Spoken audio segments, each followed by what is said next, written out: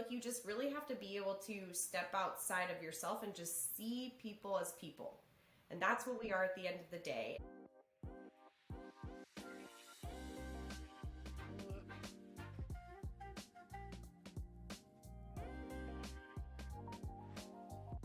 Welcome back to the Spero Means Hope podcast, where we take storytelling to a whole new level by sharing amazing patient story, connecting with community members, and sharing educational resources. Tonight we have Alex Chesney with us. Hi, Alex. Hi. Thank you for joining us. Yes, thank you so much for having me. I'm excited to be here. Super excited to have you. Can you start by telling our listener a little bit about yourself? Where you're from? What do you do? Yeah, so I am originally from Houston, or a suburb, Spring, Texas. So I grew up in Spring, and then I did my undergraduate degree at University of Oklahoma, and then came back and did my graduate program for occupational therapy at Texas Women's University in the medical center. So I am an occupational therapist, worked primarily in neurological rehab, and then now I focus in seating and mobility education, and also working with RSVP, our nonprofit. Love it. Did you always know you wanted to be an occupational therapist? So that's kind of a funny story, because I feel like we all kind of end up where we're supposed to, and I'll be the first to admit a lot of people don't know what occupational therapy is. And so I was in school. I knew I wanted to do something healthcare related. I thought at first I wanted to be an orthotics and prosthetics practitioner. So I was actually like doing biomedical engineering. And then I was like, wait, I don't really want to build this. I want to help people that need this. And so then I was like, well, do I want to do nursing? Do I want to do physical therapy? My cousin had a spinal cord injury, so I kind of like knew his journey. And then literally I was sitting down with one of my best friends, and I was like, young life crisis. What am I going to do with my life? And this sounds terrible, but we Googled jobs that work with people without limbs. And Wow. so Wow. from there, because we were just like, what's out there? So from there, we found a therapist that worked at Tier, and on a whim, emailed and was like, hey, like, I'm just interested in, like, what is OT? Like, do you like what you do? And she responded and like loved what she did. She was like, you should come down and shadow us and see what we do. I'll connect you with people. And I was like, okay. So this was before things were a little more like hard. Like now I know when you go to Tier and you shadow, you have to sit up in like the little mezzanine and watch, versus then they literally were just like, come on down. And I was like, okay. So that was kind of crazy, because the first time I ever shadowed was like a spring break during college. And I shadowed somebody who's now my close friend, Erin Henry, who's an occupational therapist.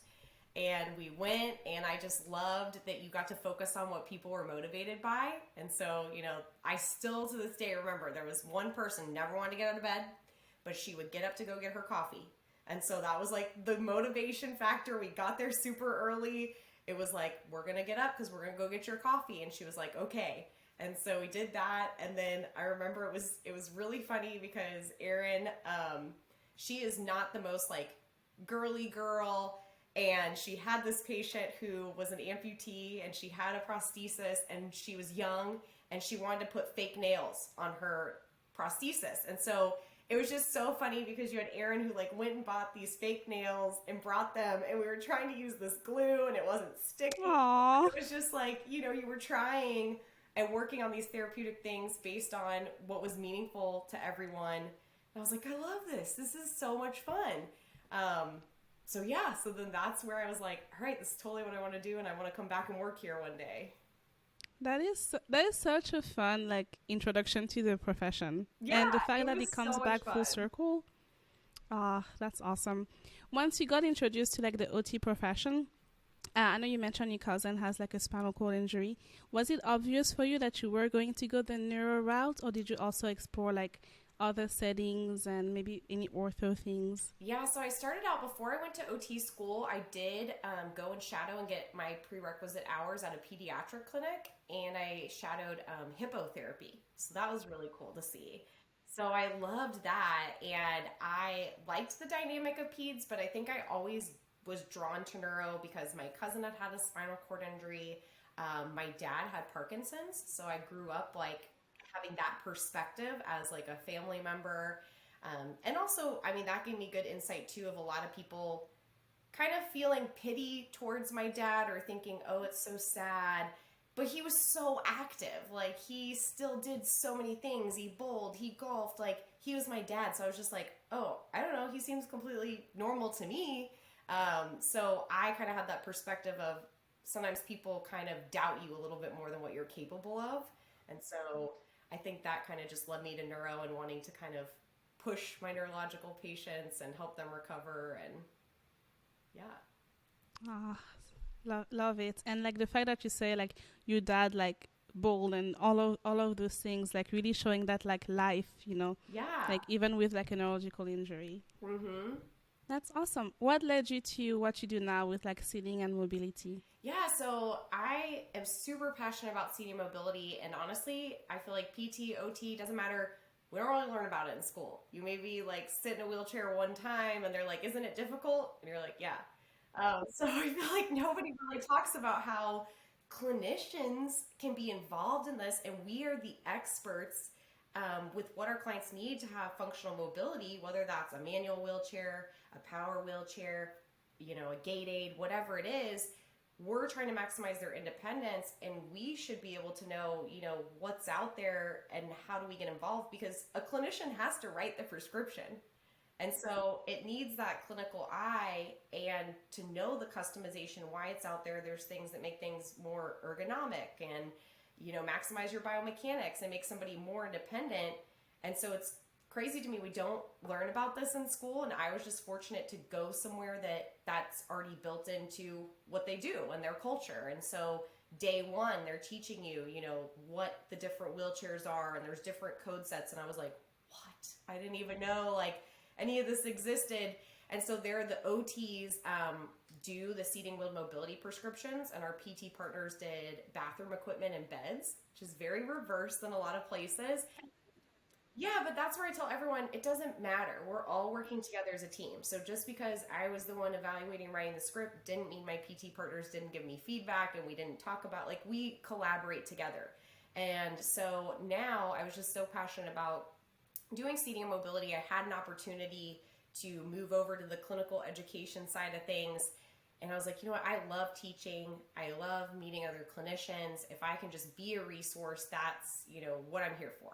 So I've been in this role for about 4.5 years, and I love it. I get to travel around the US and go meet other clinicians and other clinics, and I've gotten to see some clinics that I've started at and have those light bulb moments of like, oh, we can be involved, to where now they have their own equipment rooms and they have their own wheelchair prescription process. And so I've just really been able to, I feel like, empower clinicians to be involved, and it just helps their patients, and that's what I want. Wow. It's like cool to see you describe like how you transitioned from like practitioner to like that educational role.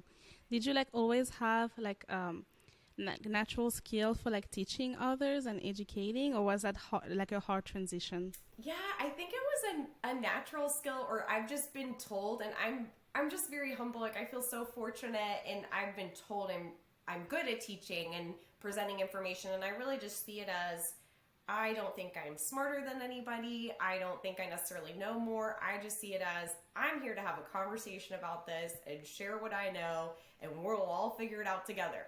And I'm in a role Love where it. if we don't know the answer, great. My role is I can figure it out for you, or I can dive into the research on that and tell you what it says. So I really just see it as, I get to be this person that gets to share information, and we can all collaborate together. I love that. And when you say you've always been told kind of like you're like natural at this, I would say from just like meeting you, it's just like an energy about you, and the way that you talk is just so like, I'm just like listening to your words. I'm like, yeah, tell me about chairs. You just have You're this like so nice. natural, Yeah, I like, try to just make it like, love it. yeah, like we're all friends and we're talking about it. We don't it needs doesn't need to be intimidating. It doesn't need to be overly, knowledgeable. Like, let's just have the conversation. Love that. So you mentioned also at the beginning that some of the things that you do is work with RSVP. So can you talk a little bit about what is RSVP, what does the organization do, and how you got involved with them? Yeah, so RSVP, it stands for Rehabilitation Services Volunteer Project. So it was started in Texas, and this is before my time, but started by a really, really great group that is still, active as our board in 2010. And so some healthcare professionals got together and were passionate about how do we serve the needs of our community, those that are unfunded, have limited funding, how do we better serve our community? So in March of 2012, they actually formed RSVP as a corporation. And then in August of 2013, they adopted their DME division. So the DME division used to be something called Project Union, and they merged together. And then in 2013, they also got their nonprofit status. So that's when it kind of started. So I was thinking about that today, and I was like, oh my gosh, it's the 10-year anniversary. It's like a decade of RSVP. So I started in 2019, and really RSVP is just a community effort. So it's clinicians that volunteer, physicians that volunteer. We have a pharmacist. We've had social work, case management, speech therapists. Everything. We get students that volunteer. Really, it's anybody who's of a healthcare profession that wants to work with those with neurological conditions and serve the community. We all just volunteer and come together 2 Saturdays a month, and we have patients that come to us, and we provide therapy services. We are able to get some things donated, like Botox injections. We work closely with Hanger, so orthotics and prosthetics if we need. So it's really just trying to get resources for those that have the least resources available. Wow. How did you hear about the organization, and what is your role within the organization? Yeah, so a lot of the therapists at TIER volunteered there. So honestly, it was very like word of mouth of people were like, oh, I have RSVP this weekend. And you'd be like, what is that? And they're like, oh, it's this clinic. And a lot of times it was like, do you want to come see? And I was like, oh, okay, yeah. And sometimes I think what's funny is we're so used to our clinical world, and it's very structured, and the documentation's very structured. And then you go to RSVP and we're like, oh no, it's super chill, very family vibes. We're here just to give people like, what can they do at home? What can we teach their family? So it's a lot of caregiver training, a lot of home exercise programs. And the documentation's really just, what do we give them? What's the need?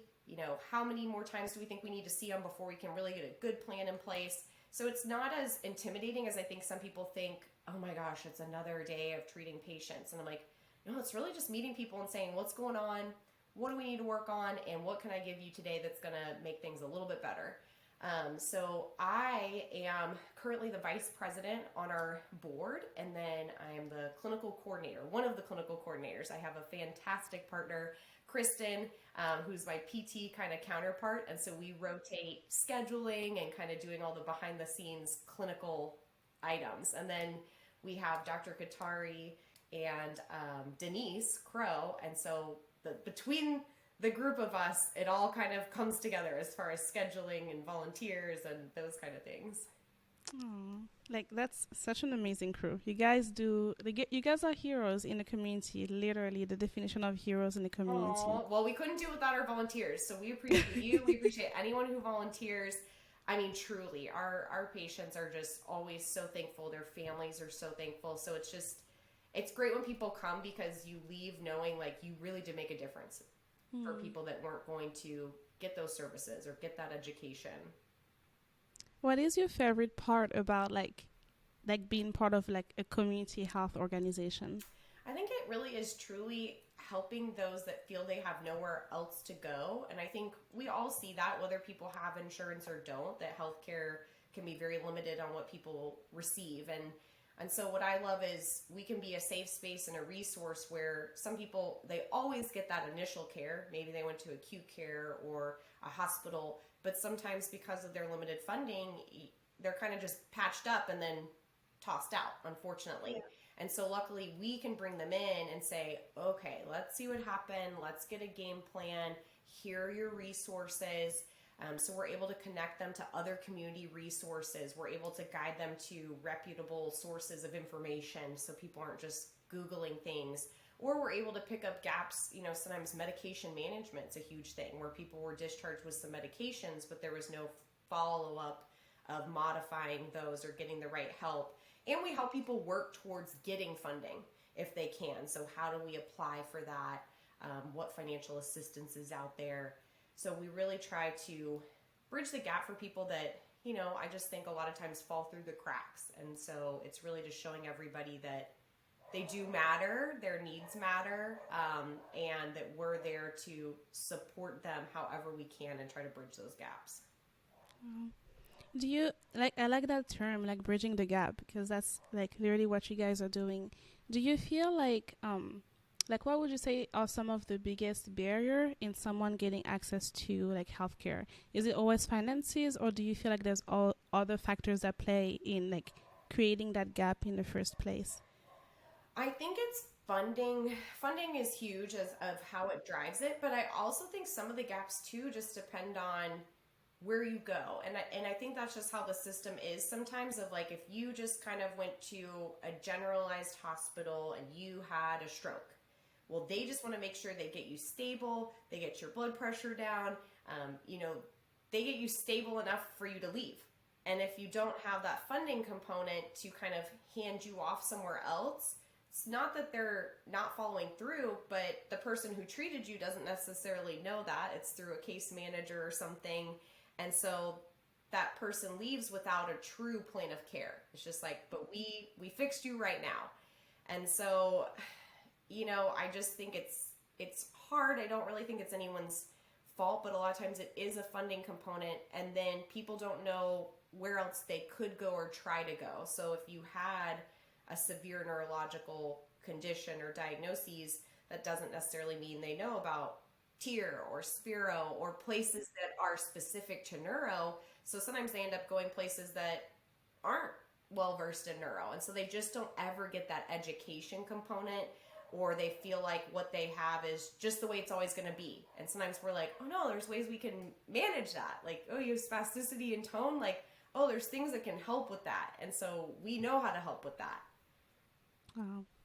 I like it's so you're so right, and like I like how you pinpoint how that first like point of contact, which is like in a hospital system, if something gets lost in translation, then you can really see the effects of that downhill, and someone not knowing of like the available resources. And like it sounds like there are a lot of resources like in Houston. I like how you mentioned you also assist people like applying for funding. Can you talk a little bit more about like what options people have for like funding, like specific to the Houston area, maybe like scholarship funds you know of, or like what is available? Yeah, there's different things that will come up. So we're constantly looking, and I'll say that's where Dr. Guattari is really good at that, our physician. Like he just brought up one that was like a grant scholarship that came out, and it was through TIR for those with neurological needs, and it was an application for somebody to have just a very focused stay, like 2 weeks, but you could apply to have that therapy, and what would you get out of this concerted effort inpatient rehab. So we were able to advocate for some of our patients that we see at RSVP to say, oh my gosh, like from the therapist seeing them, they are saying if they got focused 3 hours of therapy a day for even a short period, they could see them become independent in transfers. They could see them be able to get to the commode by themselves. So there's little things like that out there. And then of course we're helping apply for Medicaid, Medicare. Sometimes people just don't know that they could even get part of CRS. So if they had a traumatic brain injury or a traumatic spinal cord injury, nobody from where they came from knew about that to tell them, hey, like actually you could qualify for this to get on the list. Sometimes crime victims. So they just don't know there's various resources that we're all fortunate in healthcare systems that the case managers and social workers kind of all know that system. And even right now, during the pandemic, there was a lot of people moved or people just had life changes. So we don't have a true like case manager social worker right now, but there's a fantastic group of medical students doing a project called Project Seed. And they're coming and they're filling that gap where they're doing resource check-ins with the patients, and they're helping with those applications and looking into resources. So we're constantly looking. Like I had somebody last clinic ask about, is there a place that does like nonprofit or some kind of donated aquatic therapy? And I was like, I don't know about that one. So you're talking about like West Gray Multi-Service Center and I was like, oh, I'll have to look into that because actually like there's a lot of places that don't even do aquatic therapy anymore and that's more niche. So we were like, oh yeah, like I've never thought about is there a place that maybe donates that? And so we did tell them, hey, you can look up when there's CEU courses and sometimes they need like volunteers for certifications. But yeah, we're constantly kind of trying to see what resources are out there. And between the group of the board members, you know, we have various other communities out there that they'll know about. So we kind of talk to other nonprofits sometimes about various needs, or if there's something somebody wants to donate to us that we don't utilize, we tell them we have it to give to them. So we try to connect other people together. That's absolutely amazing. I want to backtrack a little bit. I like how you talked about how you like found RSVP like through like working with Tier and like word of mouth, and then you just like started volunteering and then loved it. Did you like prior to like learning about it? Did you like already have like a heart for community health, or like when you like first started like being an OT? Did you ever see yourself like, okay, I want to be like a community health worker, or do you feel like that kind of like developed as you started like volunteering and then like holding that position? I think it was a little bit of both. I always felt very drawn to my patients that I would have that didn't have funding, because sometimes we would take patients at Tier that didn't have funding, and it was always an extra challenge. You know, you're trying to figure out what's out there. I got really good at looking on Craigslist for wheelchairs. Like, Wow, you I gotta love use it. your resources off of Yes. that kind of stuff. And so I just felt terrible too, because I think sometimes just people don't know about the purpose of having insurance, or even if you do have insurance, some insurances don't cover rehab very well or don't cover equipment very well. And unfortunately, people just don't know that. I mean, I wouldn't know that unless I was a therapist, and everybody thinks, but I have insurance. And it's like, yeah, but it doesn't necessarily cover that. And so, really, I was just like, you know, we all have to use our skills and our knowledge to just help each other out. Everybody's just trying to live their life to the fullest, and we gotta help each other out the best we can. So when I started volunteering with the RSVP, I was like, this is fantastic. You get to bring in people that are so passionate about what they do from a healthcare perspective, very, very smart, and they're sharing this knowledge with people that otherwise, you know, would be Googling or not getting information usually. So I just really was passionate about, you know, that population, and they're just so appreciative. Like, they really do appreciate everything you do, and it's double-sided. Like, they are appreciative of what we do, but it feels so good to also feel appreciated for what you provided someone. I just had the other week, it was so sweet. This family is very, very supportive, and very involved. And they were talking about how they kind of just had this wheelchair, I think they got from a family, that just kind of folds, and it's old, it doesn't fit. But they were using that, and we were talking about how do they shower, and they were saying like, oh, well, we put that wheelchair in the shower. And I was like, oh, which you can, I mean, you got to do what you got to do.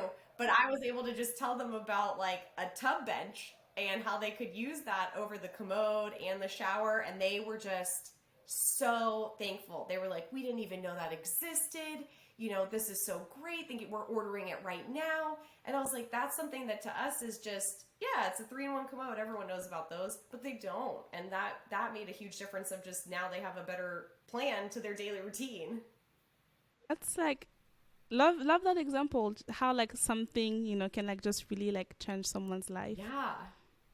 Where do you see your career like growing and like evolving like in 5 years? Like, do you Oh my have God. any like big plans, or like where do you see yourself going?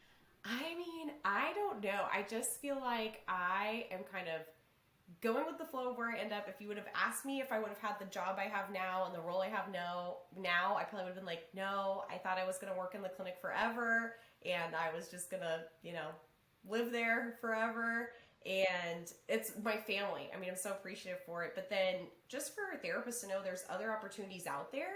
And so don't be afraid to network or ask what other opportunities are out there. I still get clinicians a lot of times now that'll reach out to me and they're like, how did you even get in this role? And I'm like, well, I kind of fell into it. Somebody just said like, hey, would you be interested in this? And I was like, well, I'm always open to hearing an opportunity. So like, yeah, sure, I'll hear it out. And I was like, you know what? I'll try it. And if it doesn't work out, I can always go back to the clinic. And I love it. And I love meeting with other clinicians. And so I don't really know where it goes from here. I think I'm just passionate as long as I feel I am serving a purpose and bridging gaps, I really see myself as a resource. That's what I tell everyone. I'm like, it doesn't matter who I work for, manufacturer company or whatever. I am just here to be a resource. And as long as I can be a resource, then I'm, serving that purpose. And maybe that's my purpose that I'm meant to serve, is just to be a resource, whether that's through the community of RSVP or an educator to help provide knowledge to other clinicians. So right now I'm kind of just hanging in there with that. And I'm super nerdy, so I love being an educator. I still take like all the CEUs on everything. I keep my LSVT certification. I really want to do dry needling. So I just love learning. I love sharing knowledge with others. And I'm like, if I'm needed somewhere else, then we'll see what happens when that comes across. But I love what I do right now. That is so cool and so interesting, and like how like what you're doing is so like non-traditional from like the typical clinical route. Yeah. But I love how you describe like, okay, you fell into it and like ran with it, and you talked about like the very thing that you like about it and being a resource and that reward aspect.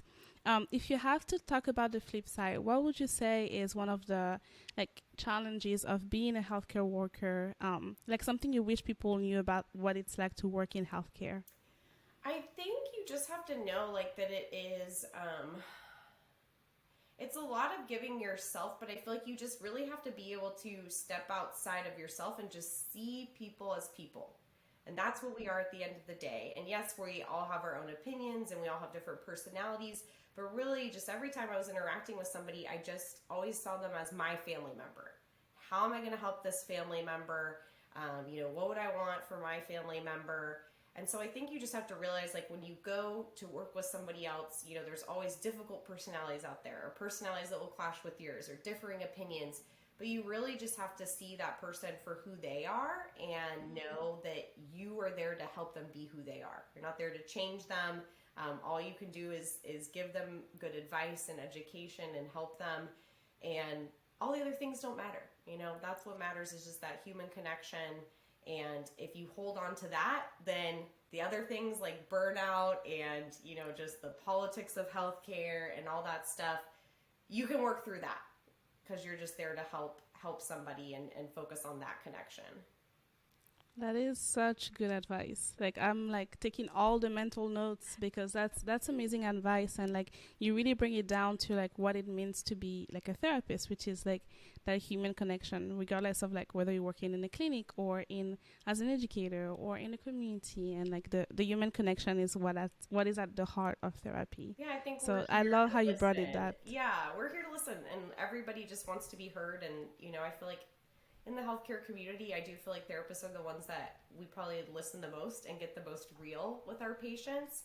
And they appreciate that more than anything. It's just feeling like they have a friend to go through this with and to give them advice. Love it. Where can people find you or connect with you locally, whether it's with you or people want to reach out to RSVP to volunteer? Any email addresses or websites? Yes, so RSVP, you can go to rsvptexas.org. So on our website, there is an email, there is a phone number. So we always tell everybody, because people usually want to reach out to Kristen and I, which you can, but if you do that email or that phone number, y'all, it goes to all of us. So we all get a heads up of who it is, and it kind of delineates out. So if you are interested in volunteering as a student or as a clinician and you just want to come shadow and see what it's like, or you have questions, if you go through there, Kristen or I will respond to you and kind of tell you what it's about, and you'll get our phone number and all that stuff. So that's really the best place. Or if people have equipment to donate, or you have a patient that you want to refer, we really do. We check the phone number and the email. We do. So that's how we function daily as a nonprofit. And we are trying to get on social media, everyone. Okay, so we are trying. I will say, as clinicians and nonprofit, social media is not our strong suit, but we have a fantastic volunteer. We are all volunteer based. We have a fantastic volunteer passionate about helping us with social media. So we do have a new Instagram, and it is all caps RSVP Houston. So we I love that. RSVP I am Houston. about to follow right now. Yeah, I followed last night. RSVP Houston. We have Love it. two little posts, and then we're also on Facebook. Let me double check our Facebook because I'm one of like the admins. I just don't want to tell anybody the wrong thing. So we do post on Facebook pretty regularly of just our clinics, and so on Facebook we are Rehabilitation Services Volunteer Project. So we're on there, but again, the best is email or phone number. That's what we check the most on that website. We're not the best at checking, social media messages or anything like that. So we're trying to be on social media and be cool. So Awesome. Everyone's excited. We're going to share this podcast, I guarantee, on the Instagram. And Yes, I'm excited about the Instagram portion. Facebook too, but I'm excited about Instagram. I love it. Yeah. Awesome. Thank you so much, Alex, for chatting with me and for sharing like all of the resources. Do you have any like parting words, anything I haven't asked you about that you want to share with our listeners? I don't think so. I think just reach out. Don't hesitate to reach out to anybody. You can always reach out to me if you have questions. I'm happy to be a resource. You can always email me. I'm Chesney, CHESNEY at quantumrehab.com. So I'm happy to answer questions about the profession or anything that's out there, connect people, and really just follow what you're passionate about and remember what you're passionate about. Don't forget what you're passionate about. Love it. That's like amazing, like parting words. Like Thanks. Remember your passion. Awesome. Thank you so much, Alex. Yes, thank you for having me. You're welcome.